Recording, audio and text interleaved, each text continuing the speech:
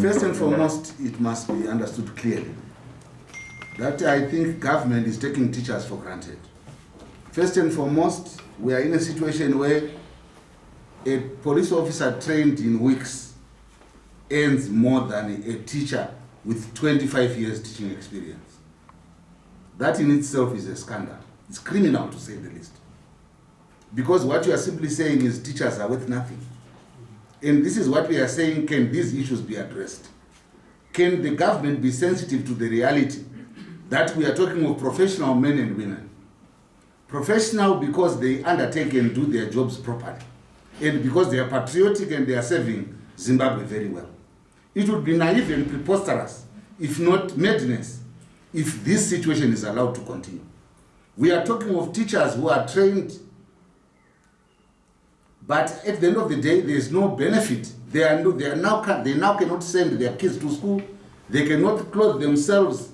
It costs 1,800 to travel from Bulawayo to Harare, and a teacher earns 3,600.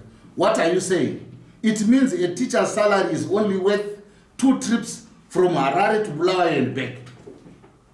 In the history of Zimbabwe, that has never happened. A teacher's salary is now able to buy 300 boiled eggs, and you call this system a positive situation, where they are now boasting that they have reduced the budget deficit and they have a surplus, and they think we must continue smiling. The most important point you asked my sister here is, what negotiations? There are no negotiations in Zimbabwe. One would have assumed that when the new establishment came, the Second Republic, they were going to regularize the law to make sure that they respect their own constitution. Section 65 should be able to create an environment for proper engagement. We move away from the collective begging brought by Mugabe through Statute Instrument 141 of 1997. And we thought the new republic was going to introduce and leave to the billing of Convention 151 and 154 and ratify it so that there is proper collective bargaining within the civil service. That has not happened. In actual fact, we actually see a clear attempt by government to assassinate and annihilate unions, because we want to believe the thrust is to make sure that there are no unions and workers are not unionized so that they are easy to deal with. And we are simply saying, as unions, and we have spoken with one voice, unequivocal and uncompromising, government must listen to the workers. We are patriotic. There is no government that can function without workers.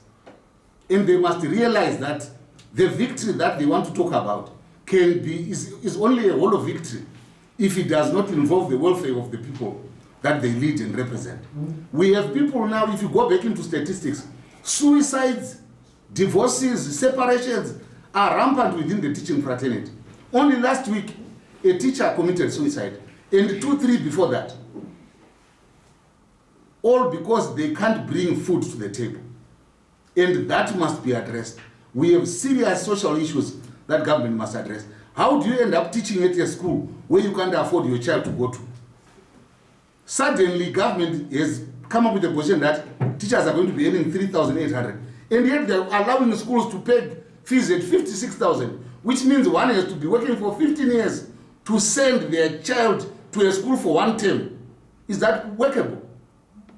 We can't be making sure that we go and look after other people's children so that they come and rule our children tomorrow.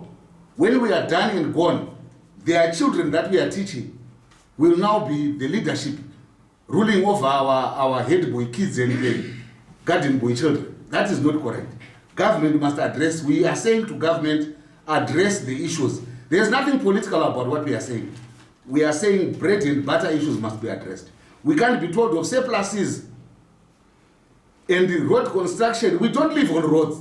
Who wants to travel on those roads? If they want to make sure that they build roads, they must also make sure that we buy cars, not just to celebrate construction of roads when we can't travel on the same road.